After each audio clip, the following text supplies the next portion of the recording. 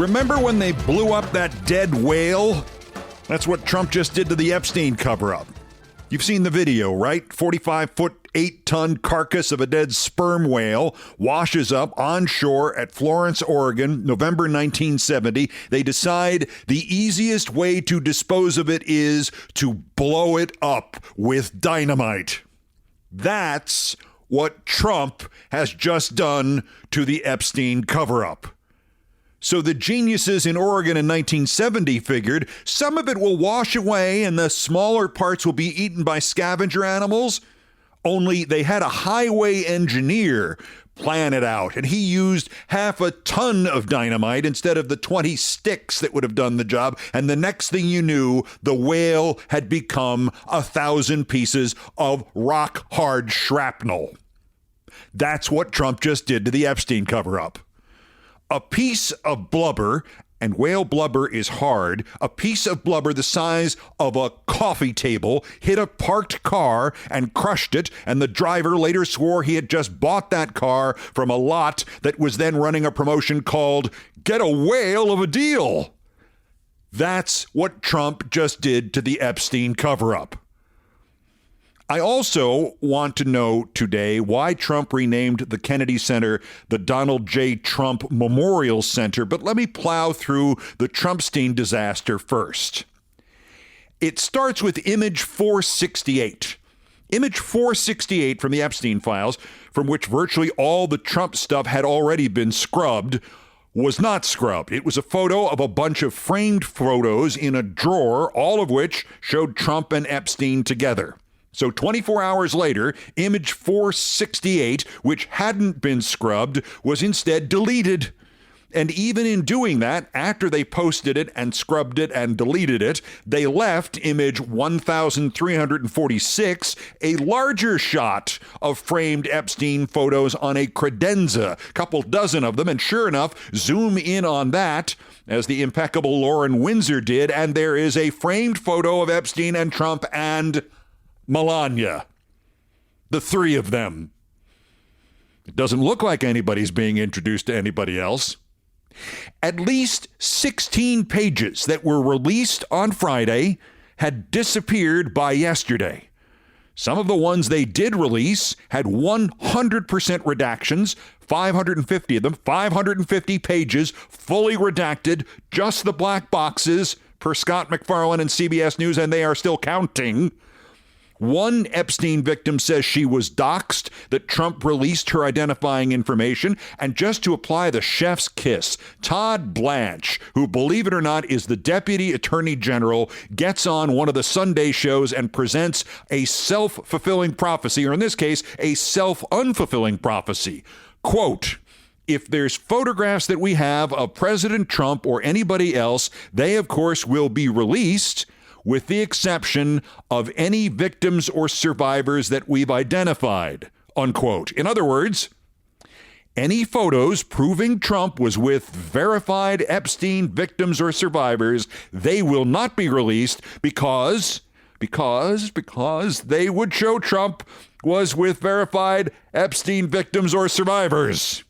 We can't show you the proof. That would prove it. Hey, did you stuff the dynamite into the dead whale yet? Cool. Let her rip. The penultimate flaw of this administration has now once again moved center stage, even ahead of his own instability. That second-ranked fatal flaw is these people are idiots. Dan Bongino didn't say this as he quit as deputy FBI director, but the suspicion is Kash Patel is too much of an idiot even for Dan Bongino. I mean, that's a lot of idiot. And apart from Patel screwing up every investigation he's put his eye on, so to speak, the key Trumpist exposure on the brain drain issue is the Epstein files. First was Pam Bondi's empty Epstein loose-leaf notebooks bought at a Staples in Georgetown or somewhere for all we know. Then it was her claim that there was a client list on her desk. Then it was Trump going from running on releasing the Epstein files to Trump calling the Epstein files a hoax to Trump signing the humiliating House measure to force him to release the Epstein files. Then it was Susie Wiles saying Bondi, quote, completely whiffed on the Epstein files. Then it was not releasing documents that must by law be released, and instead releasing only some of them, then unreleasing others, and therefore blowing up the metaphorical whale while simply spreading the metaphorical whale over a square mile area. And by the way, still not complying with the law Trump signed so people at the DOJ could technically go to jail now, or more likely later. 2029 comes to mind. If you'd like to make sure the Epstein story stays alive, you do any one of those things I just mentioned. If you'd like to make sure America is convinced Trump is again convicted of complicity with Epstein, a second time after the release of the Trump-signed drawing of the nude, do all of those things I just mentioned. And if you'd like to escalate the Epstein scandal to indelibly mark it as the Trumpstein scandal, do what these idiots did and plant things in the files and release the planted things and do it so clumsily and moronically that it gets community noted on Twitter X. Abigail Marone Jackson, a deputy press secretary. And remember, if you're a deputy press secretary, when Caroline Leavitt is the press secretary, you are necessarily dumber even than Caroline Leavitt is. Abigail Marone Jackson wrote that per the Epstein Files Transparency Act, DOJ was specifically instructed only to redact the faces of victims and or minors. Here is a picture of Bill Clinton with his arm around Michael Jackson and redacted individuals. Might as well have had a picture of Abraham Lincoln. The picture of Clinton is, of course, available by Googling his name and Michael Jackson. And the redacted individuals in that picture are Michael Jackson's two sons and Evan Ross, the son of Diana Ross. And also Diana Ross is also in the picture. And apparently Abigail Marone Jackson doesn't know who she is. She's too embubbled to know who Diana Ross is. And the picture is from a Democratic fundraiser from 2003, and it doesn't have a damn thing to do with the Epstein files, but Abigail Jackson decided to try to deceive the American public into believing it has something to do with them. In other words, they blew up the whale, and then they went back and assembled the pieces again and blew it up a second time. And that gives anybody an excuse to look at anything in the Epstein files and just assume that if it puts the finger on somebody else, Trump put it there. Nice work, Abigail Marone Jackson. This is Abigail's second job in life. The first one was as a press aide to Josh Hawley, the January 6th running man. There are, in fact, at last check, at least 8 Twitter X community notes on posts by Jackson, by the deplorable Todd Blanche, by Pam Bondi herself. Blondie, who simply cannot be long for her job. She just can't. New Year's Day would be a surprise if she's still in that job. Wasn't even posting about Trumpstein, and she still got community noted about Trumpstein. She wrote about Trump setting all-time great transparency standards for a presidency, and nobody is buying it. Community note, quote, contrary to the claim, instead of transparency, the administration runs defense for pedophiles and rapists. And then there are links to 4 tweets, including 2 by Congressman Tom Massey. Keep up the good work, Madam Attorney Generic. Trump not just covering up the Epstein files and breaking the law by not fulfilling the law passed by his own party, not just doing that, but now faking things and putting them in the Epstein files and not even doing it very well, and faking something about Bill Clinton. The day Bill Clinton left the White House, the average American of today was 15 years old. You might as well have faked something about Epstein and the Y2K computer crisis, Abigail.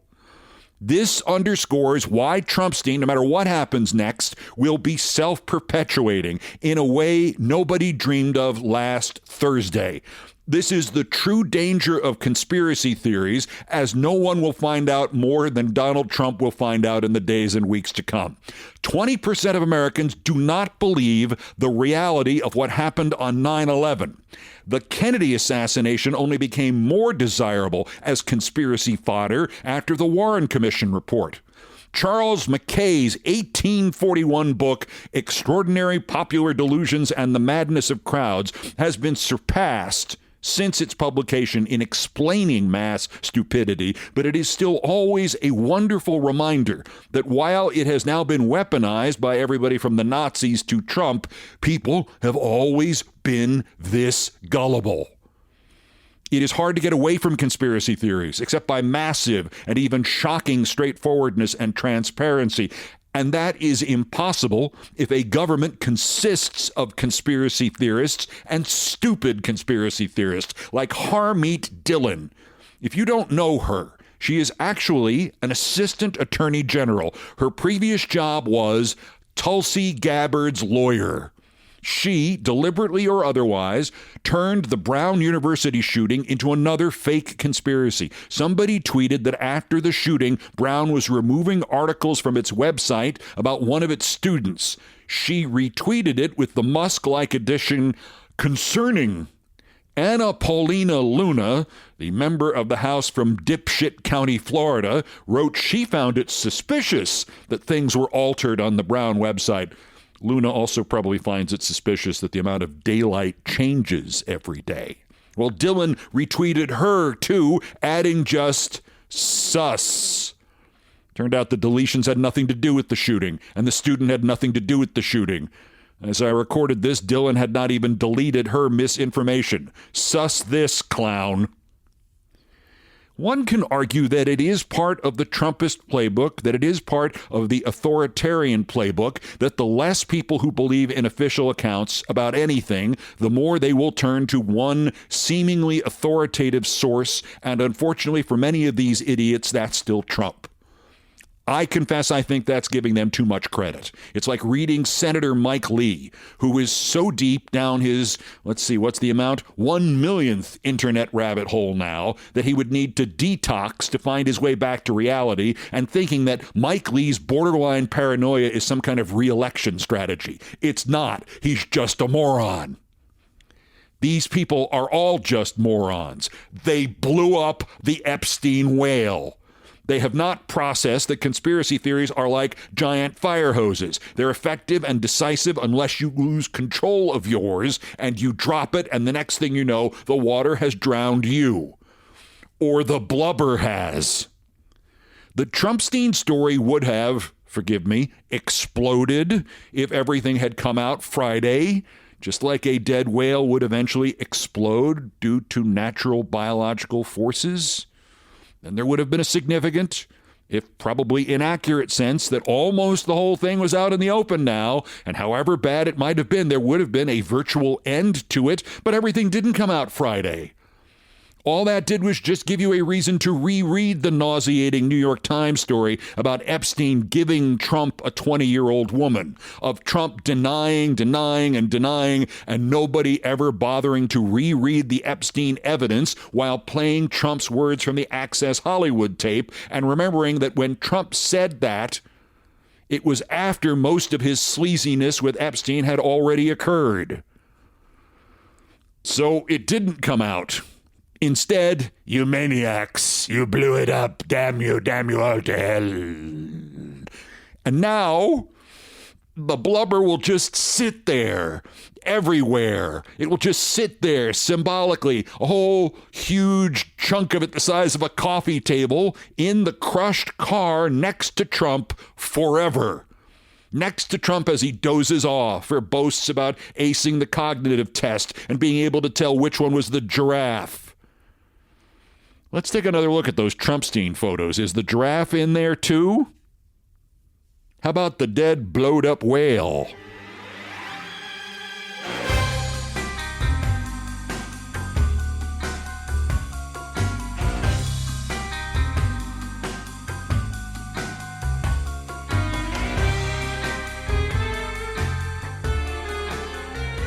Blowed it up real good. Blowed it up real good. Okay, so why did Trump name it the Donald J. Trump Memorial Center? This is not the biggest problem with renaming the Kennedy Center illegally after himself, but didn't anybody else notice this? He changed the name of the Kennedy Center before anybody could file a suit to stop him. And he put up a new sign on it reading the Donald J. Trump and the John F. Kennedy Memorial Center for the Performing Arts. I mean, is it possible that we're missing the real lead story here? The Donald J. Trump and the John F. Kennedy Memorial Center for the Performing Arts means, well, it does include the idea that it's the Donald J. Trump Memorial Center. The word memorial applies to everybody in the new name. It's Trump Memorial. Did I miss a bulletin or something? He's not dead yet, right? I mean, officially, not in terms of brain health or his own soul.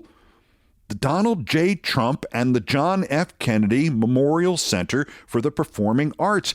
You read that and it doesn't mean that only Kennedy is memorialized here. That's the construction you use when you are memorializing two people in the title of a building or a book or anything else. And don't tell me, well, if you're going to slap your name on the Kennedy Center, that's the only way to do it. No, you take out the word memorial and you make it the Donald J. Trump and John F. Kennedy Center for the Performing Arts. See?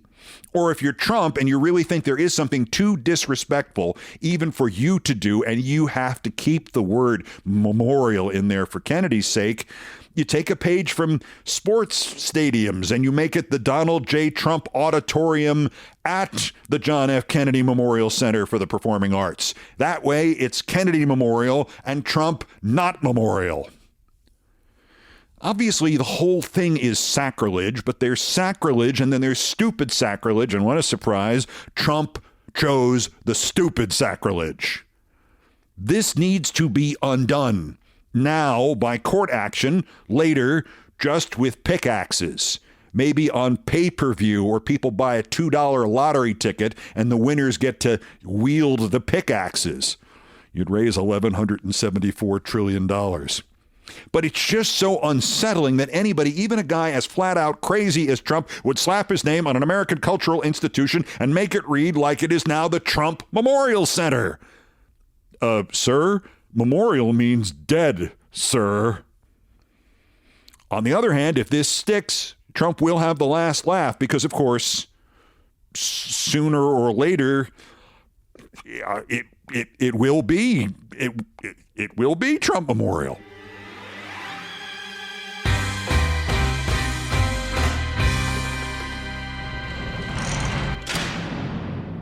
So with Trumpstein, kaboom, and here comes the blubber.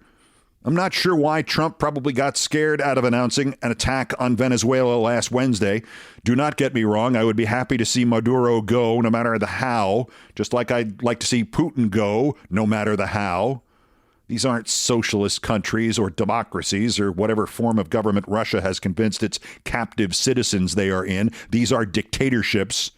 But once again, if Trump has the right to try to force regime change in some place like Venezuela, Maduro necessarily also has the right to try to force regime change in some place like, here. Plus, Trump's relationship to Venezuela is he wants it to be his Iraq. Bush managed to sell just enough Americans on the idea that the Iraqis had something to do with 9/11, and even if it wasn't much, or they didn't really, us hanging him and destroying his country would be a lesson to somebody. In point of fact, it just amped up the terrorist threat, and that secured Bush his narrow re-election in 2004. That, obviously, is why they have invented this nonsensical term, narco-terrorism. Might as well name it after Rubio and call it Marco-terrorism. That makes just as little sense.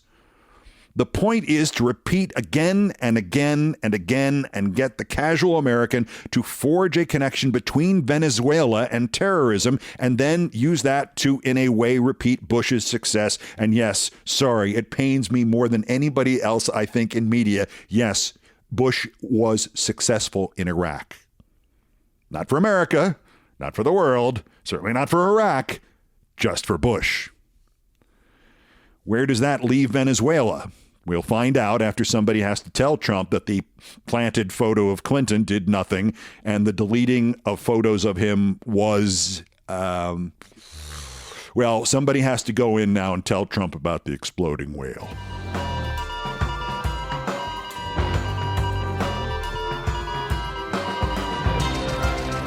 Couple of headlines. No, it's Trump's economy. YouGov polling for CBS concluded Friday, released yesterday. What's more responsible for the state of the U.S. economy today? Trump's policies, 47%.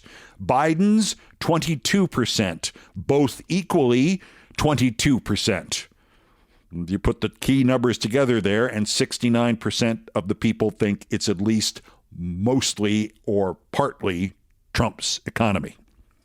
Note to former UN ambassador, former New York State candidate for governor, soon-to-be former Representative Elise Stefanik, betrayed and abandoned by Trump because ETTD. The note is from the devil, and it consists of 2 words, no refunds. Gavin Newsom brought it up again. Why do we pay federal taxes? Tweeted his press office in one of those kitschy Trump all-caps satire posts, and then the governor reposted it seriously.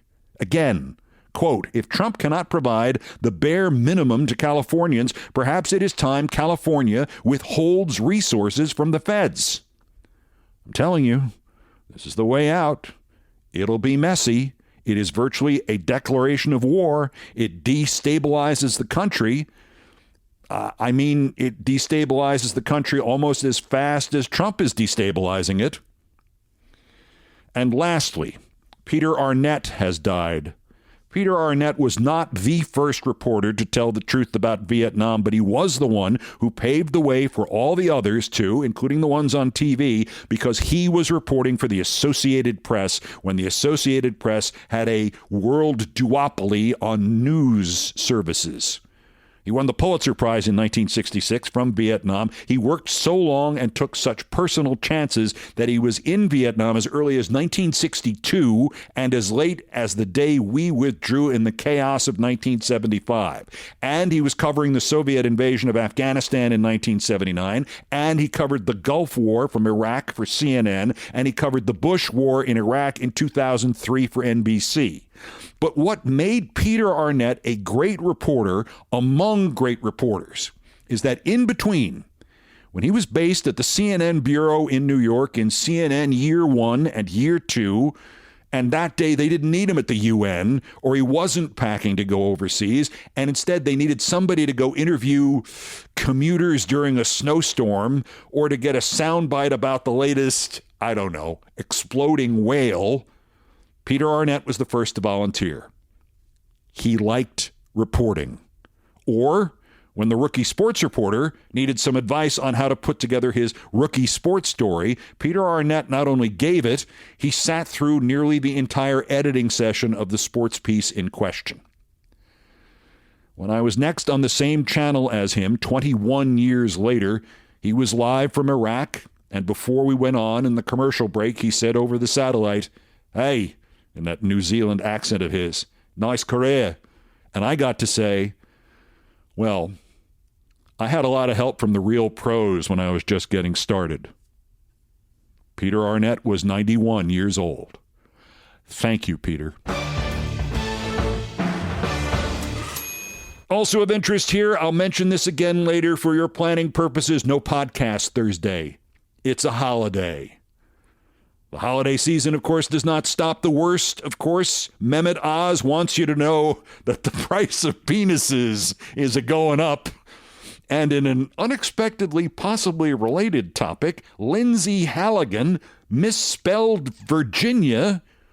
So it looks like maybe she wasn't trying to spell Virginia. Maybe she was trying to spell... That's next. This is Countdown. This is Countdown with Keith Olbermann.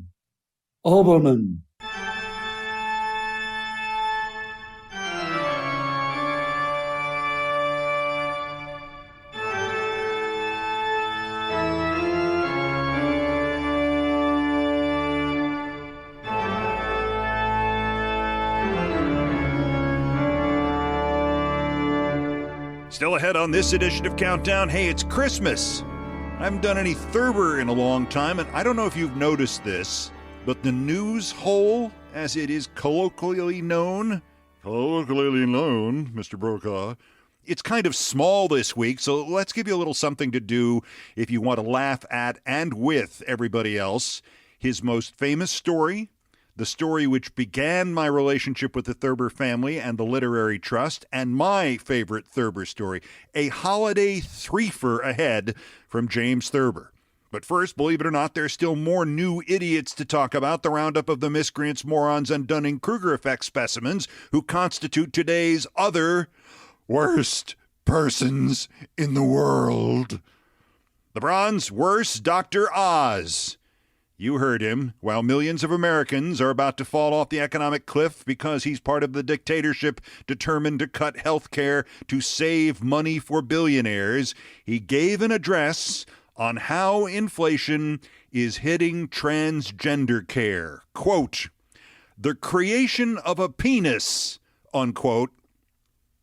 All right, pro tip. If you are ever giving a speech and you see that phrase on the page in front of you, simply throw the script in the air, make some sort of diversion, and run from the podium. In fact, run from the room as fast as you can. Mehmet Oz chose not to do this. He continued, "The creation of a penis costs on average in America $150,000 per child." Then he added a scrotoplasty where you add testicles. That's extra. Wait, you can add testicles? Has anybody told Mike Johnson? The silver worser, Riley Gaines, America's also-ran sweetheart. Her podcast, will migrate from the deplorable Outkick to the home of the devil, Fox. And interestingly, it has already reached the podcast charts, where it's finished, in 85th place. Sources say in the first episode, Gaines will confess she never really learned how to swim.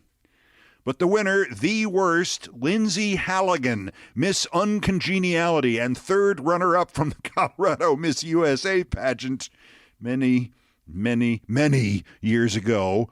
And now the unqualified attorney Trump keeps trying to install as the U.S. attorney in the Eastern District of Virginia, even though she didn't know any of the rules, like you have to show the grand jury whatever it is you claim they voted on and get approved by somebody for your office before you start indicting people as political vengeance for the guy who used to own the Miss USA pageant, El Trumpolini.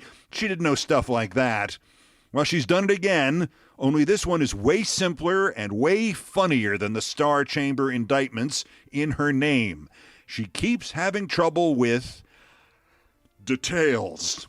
Details and trouble like Lionel Hutz from The Simpsons level trouble, noted by someone, I think, on Blue Sky. Her self-identification on one of the legal documents she filed reads, Lindsay Halligan, United States Attorney, Eastern District of Virginia, Florida Bar number 10943, Jameson Avenue, Alexandria, Virginia, 2234. Wait, what? United States Attorney, Eastern District of Virgina? Virginia? Virginia? She misspelled Virginia. Virgina. Virginia. Well, we're assuming she was trying to spell Virginia. Lindsay, what was the name of that old minstrel song from the 19th century? Carry Me Back to Old Virginia. Halligan, today's other worst person in the world.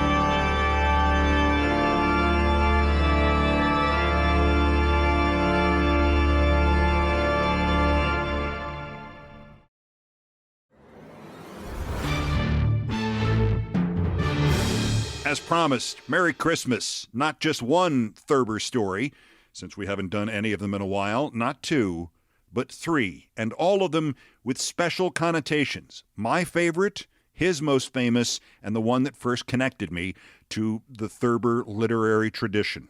As I've mentioned many times, I read this story first aloud in a class in college in 1979, and a friend of mine came up to me and said, "You should forget that sportscasting thing. You should read Thurber for a living." And I said, "Yeah, that'll ever happen." This is, for some reason, salvation for me, catharsis, and every other emotion that is appropriate after it has been a long week. A Box to Hide In by James Thurber. I waited till the large woman with the awful hat took up her sack of groceries and went out, peering at the tomatoes and the lettuce on her way. The clerk asked me what mine was. "Have you got a box?" I asked. "A large box? I want a box to hide in." "You want a box?" he asked. "I want a box to hide in," I said. "What do you mean?" he said. "You mean a big box?" I said I meant a big box, big enough to hold me. "I haven't got any boxes," he said. "Only cartons that cans come in." I tried several other groceries, and none of them had a box big enough for me to hide in. There was nothing for it but to face life out. I didn't feel strong, and I'd had this overpowering desire to hide in a box for a long time. "Oh, what do you mean you want to hide in this box?" one grocer asked me. "It's a form of escape," I told him. "Hiding in a box. It circumscribes your worries and the range of your anguish. You don't see people either." "How in the hell do you eat when you're in this box?" asked the grocer. "How in the hell do you get anything to eat?" I said I had never been in a box and didn't know, but that would take care of itself. "Well," he said finally, "I haven't got any boxes, only some pasteboard cartons that cans come in." It was the same every place. I gave up when it got dark and the groceries closed, and hid in my room again. I turned out the light and lay on the bed. You feel better when it gets dark. I could have hid in a closet, I suppose, but people are always opening doors. Somebody would find you in a closet. They would be startled, and you'd have to tell them why you were in the closet. Nobody pays attention to a big box lying on the floor. You could stay in it for days, and nobody'd think to look in it, not even the cleaning woman. My cleaning woman came the next morning and woke me up. I was still feeling bad. I asked her if she knew where I could get a large box. "How big a box you want?" she asked. "I want a box big enough for me to get inside of," I said. She looked at me with big, dim eyes. There's something wrong with her glands. She's awful, but she has a big heart, which makes it worse. She's unbearable. Her husband is sick, and her children are sick, and she is sick too. I got to thinking how pleasant it would be if I were in a box now and didn't have to see her. I'd be in a box right there in the room, and she wouldn't know. I wondered if you had a desire to bark or laugh when someone who doesn't know walks by the box you're in. Maybe she would have a spell with her heart if I did that and would die right there. The officers and the elevator man and Mr. Grammage would find us. "Funny doggone thing happened at the building last night," the doorman would say to his wife. "I let in this woman to clean up 10F and she never come out, see? She's never in there more than an hour, but she never come out, see? So when it got time for me to go off duty, why, I says to Krennic, who was on the elevator, I says, 'What the hell you suppose happened to that woman cleans 10F?' He says he didn't know. He says he never seen her after he took her up. So I spoke to Mr. Grammage about it. 'I'm sorry to bother you, Mr. Grammage,' I says, 'but there's something funny about that woman cleans 10F. So I told him. So he said we better have a look, and we all three goes up and knocks on the door and rings the bell, see, and nobody answers. So he said we'd have to walk in. So Krennic opened the door, and we walked in, and here was this woman, cleans the apartment, dead as a herring on the floor, and the gentleman that lives there was in a box. The cleaning woman kept looking at me. It was hard to realize she wasn't dead. It's a form of escape, I murmured. What say? She asked, dully. You don't know of any large packing boxes, do you? I asked. No, I don't, she said. I haven't found one yet, but I still have this overpowering urge to hide in a box. Maybe it will go away. Maybe I'll be all right. Maybe it will get worse. It's hard to say. A Box to Hide In by James Thurber.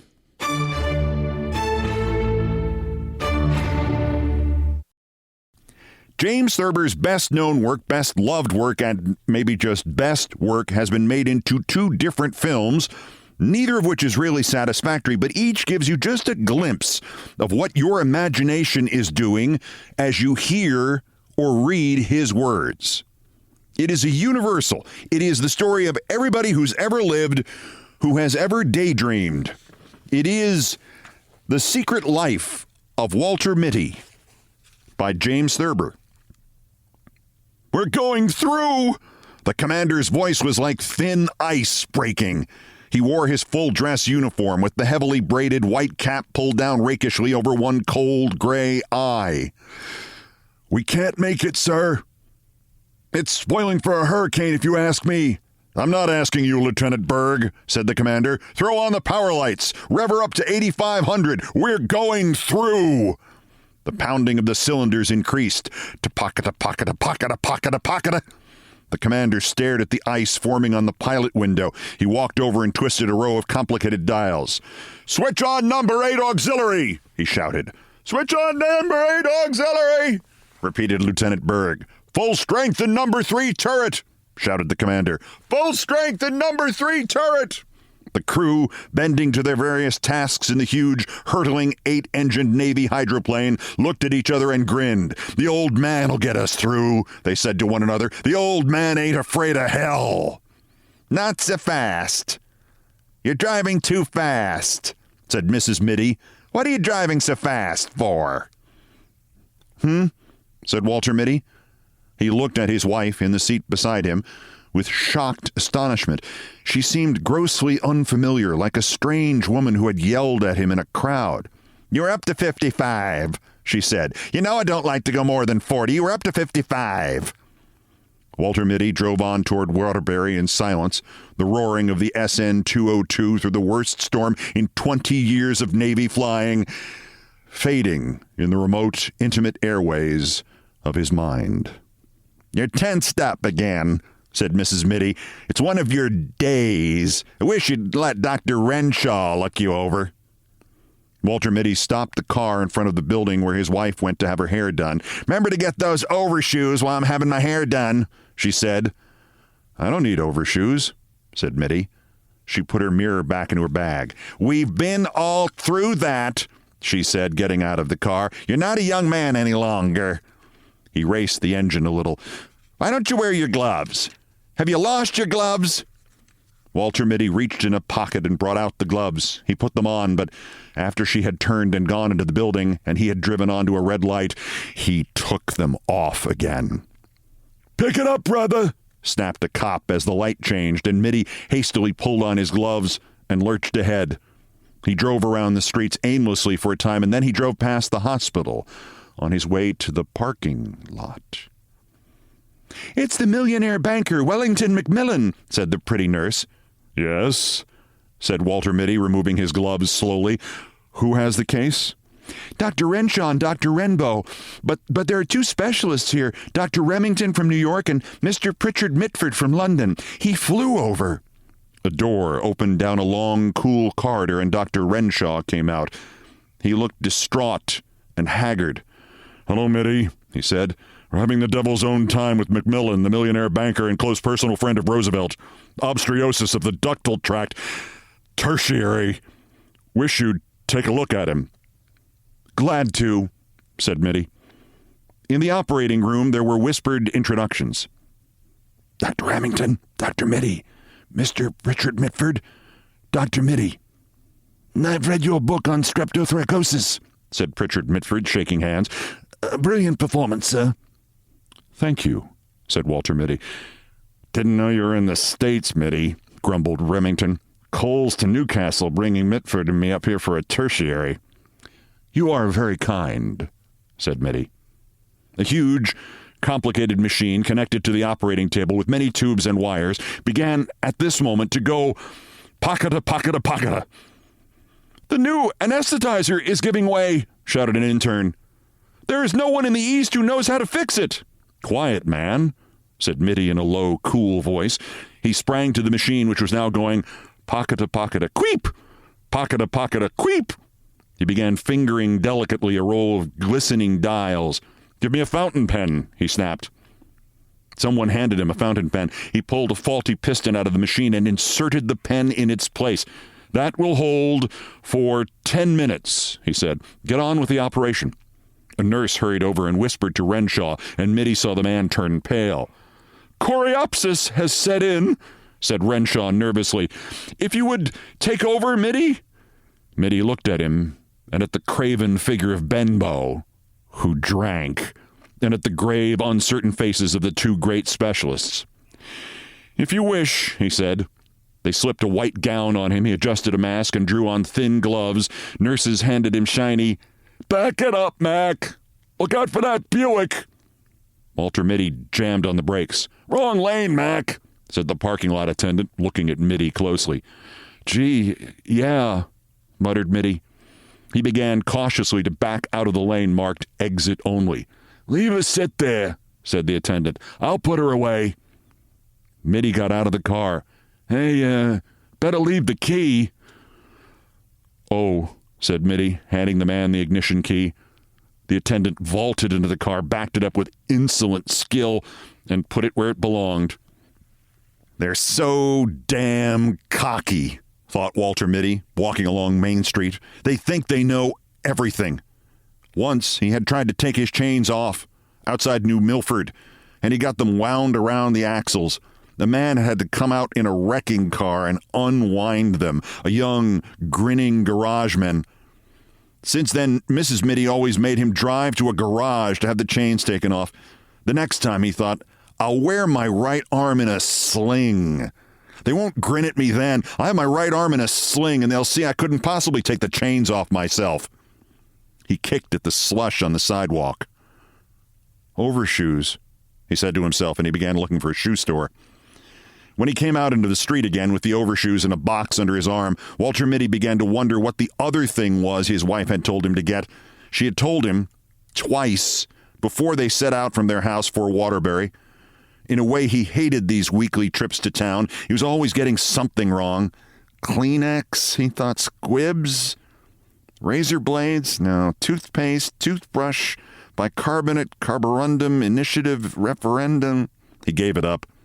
But she would remember it. Where's the what's-its-name? She would ask. Don't tell me you forgot the what's-its-name. A newsboy went by shouting something about the Waterbury trial. Perhaps this will refresh your memory. The district attorney suddenly thrust a heavy automatic at the quiet figure on the witness stand. Have you ever seen this before? Walter Mitty took the gun and examined it expertly. This is my Webley Vickers 50.80, he said calmly. An excited buzz ran around the courtroom. The judge rapped for order. You are a crack shot with any sort of firearms, I believe, said the district attorney insinuatingly. Objection, shouted Mitty's attorney. We have shown that the defendant could not have fired the shot. We have shown that he wore his right arm in a sling on the night of the 14th of July. Walter Mitty raised his hand briefly, and the bickering attorneys were stilled. With any known make of gun, he said evenly, I could have killed Gregory Fitzhurst at 300 feet with my left hand. Pandemonium broke out in the courtroom. A woman's scream rose above the bedlam, and suddenly a lovely, dark-haired girl was in Walter Mitty's arms. The district attorney struck at her savagely. Without rising from his chair, Mitty let the man have it on the point of the chin. You miserable cur! Puppy biscuit, said Walter Mitty. He stopped walking, and the buildings of Waterbury rose up out of the misty courtroom and surrounded him again. A woman who was passing laughed. "He said puppy biscuit," she said to her companion. "That man said puppy biscuit to himself." Walter Mitty hurried on. He went into an A&P, not the first one he came to, but a smaller one farther up the street. "I want some biscuit for small young dogs," he said to the clerk. "Any special brand, sir?" The greatest pistol shot in the world thought a moment. "It says, 'Puppies bark for it' on the box," said Walter Mitty. His wife would be through at the hairdresser's in 15 minutes, Mitty saw in looking at his watch, unless they had trouble drying it. Sometimes they had trouble drying it. She didn't like to get to the hotel first. She would want him to be there, waiting for her as usual. He found a big leather chair in the lobby facing a window, and he put the overshoes and the puppy biscuit on the floor beside it.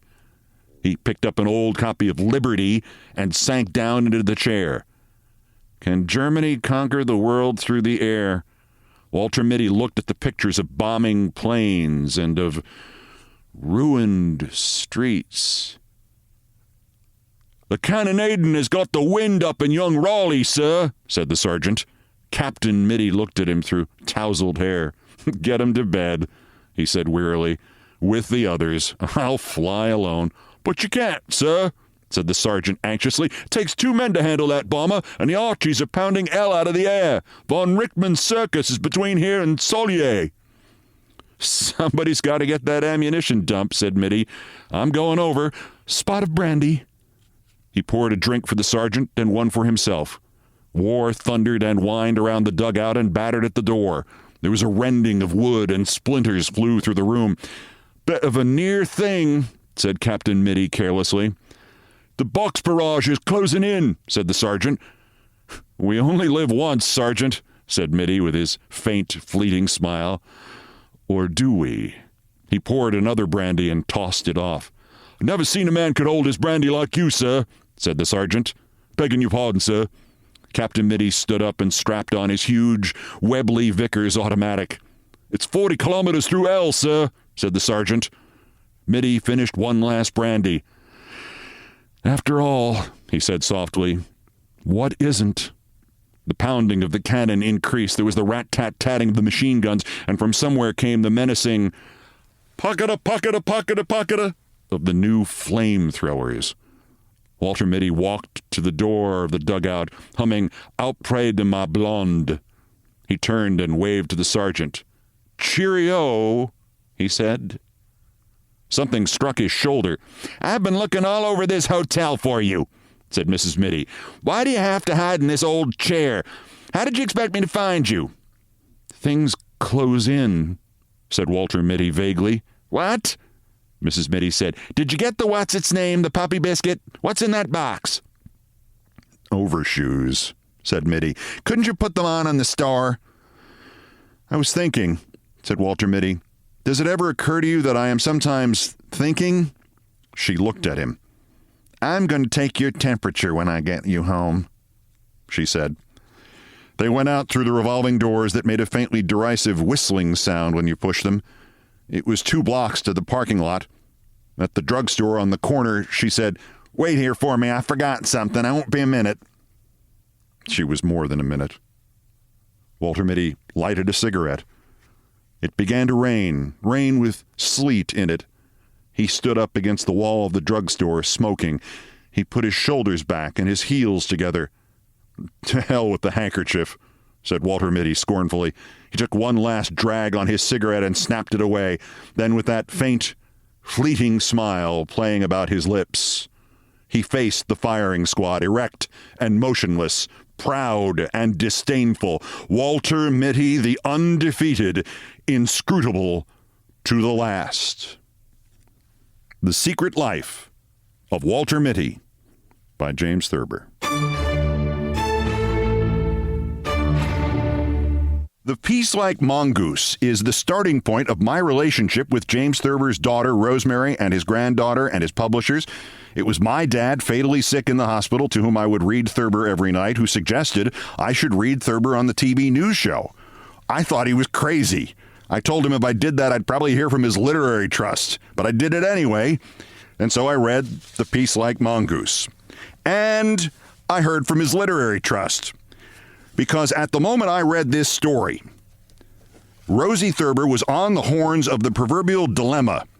A British publisher wanted to put The Peace Like Mongoose in an anthology for school kids. It is placements like that which keep an author alive. But that publisher wanted to remove one word from the story, and Rosie was now torn. Edit her father's work or don't publish her father's work? Unbeknownst to me, she and her daughter Sarah were both Countdown viewers and were watching as I read The Peace Like Mongoose. Sarah then called her mother and said, I think you've got your answer right there. Not long after, the British publisher, probably a coincidence, changed its mind about excising the word. Amen. The word, by the way, is mongoose sexual, which is a perfect creation of the perfect James Thurber. And the complaint from NBC was about the moral to the story, which I will not read first. And without any other pointless ado, The Peace Like Mongoose by James Thurber. In Cobra country, a mongoose was born one day who didn't want to fight cobras or anything else. The word spread from mongoose to mongoose that there was a mongoose who didn't want to fight cobras. If he didn't want to fight anything else, it was his own business. But it was the duty of every mongoose to kill cobras or be killed by cobras. Why? Asked the Peace Like Mongoose, and the word went around that the strange new mongoose was not only pro-cobra and anti-mongoose, but intellectually curious and against the ideals and traditions of mongoosism. He's crazy, cried the young mongoose's father. He's sick, said his mother. He's a coward, shouted his brothers. He is a mongoose sexual, whispered his sisters. Strangers, who had never laid eyes on the Peace Like Mongoose, remembered that they had seen him crawling on his stomach, or trying on cobra hoods, or plotting the violent overthrow of Mongoosia. I'm trying to use reason and intelligence, said the strange new mongoose. Reason is 6/7 of treason, said one of his neighbors. Intelligence is what the enemy uses, said another. Finally, the rumors spread that the mongoose had venom in his sting like a cobra, and he was tried, convicted by a show of paws, and condemned to banishment. Moral? Ashes to ashes and clay to clay. If the enemy doesn't get you, your own folks may.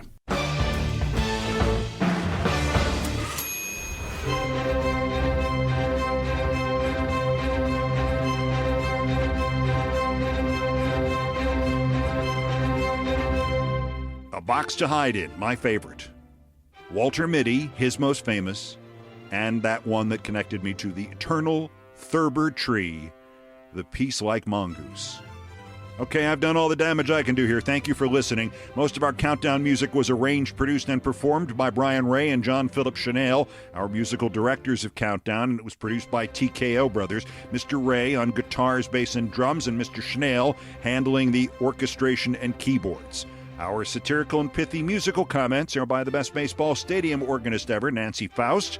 The Olbermann theme from ESPN2, written by Mitch Warren Davis, courtesy of ESPN Inc., is the sports music. Other music arranged and performed by the group No Horns Allowed. My announcer today was my friend Larry David. The program was produced by Ted, and everything else was, as always, my fault.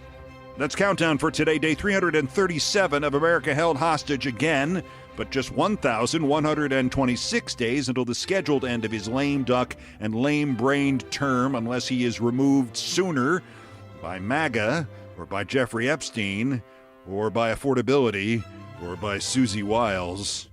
There is no Countdown Thursday. You know, Merry Christmas. Bluntly, I'm still undecided about next week. Maybe I'll do one for Monday, maybe not. I will advise on social media and via the conduit that is provided with your subscription if you have one. In any event, happy holidays, and until the next one, I'm Keith Olbermann. Good morning, good afternoon, good night, and good luck.